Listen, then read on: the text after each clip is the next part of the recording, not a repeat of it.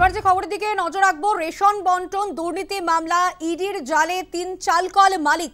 আপনাদেরকে জানাবো, রেশন বন্টন দুর্নীতি মামলায় 3 চালকল মালিক ইডির জালে। সম্প্রতি চালকলে তল্লাশি চলে, বাজেয়াপ্ত একাধিক নথি। আমরা বিস্তারিতভাবে জানবো। আমাদের সঙ্গে টেলিফোন লাইনে রয়েছেন আমাদের প্রতিনিধি মৌমিতা মিত্র। মৌমিতা, কি জানা যাচ্ছে? দেখো, এনফোর্সমেন্ট ডিরেক্টরেট তারা রেশন বন্টন দুর্নীতির ক্ষেত্রে চালকল মালিকদেরও বেশ কিছু গুরুত্বপূর্ণ ভূমিকা তারা দেখতে পাচ্ছেন এবং 3 জন চালকল মালিক যাদেরকে ইতিমধ্যে গ্রেফতার করা হয়েছে। গতকাল গভীর রাত পর্যন্ত তাদেরকে জিজ্ঞাসাবাদ করা হয় সিজিও কমপ্লেক্সে এবং তারপরেই তাদেরকে গ্রেফতার করা হয়েছে।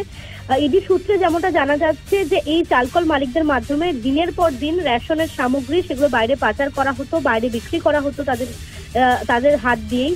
এবং এই চালকল মালিকদের যে মিল রয়েছে, রাইস মিল রয়েছে, সেখানে তল্লাশি চালিয়ে একাধিক নথিও বাজেয়াপ্ত করা হয়।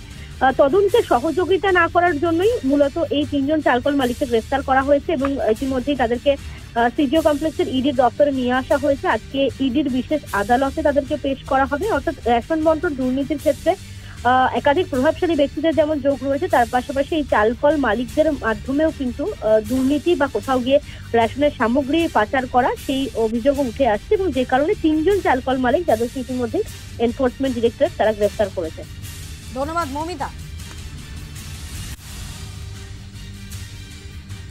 রেশন বন্টন দুর্নীতি মামলায় ইডির জালে 3 চালকল মালিক। সম্প্রতি চালকলে তল্লাশি চলে, বাজেয়াপ্ত করা হয়েছে একাধিক নথি।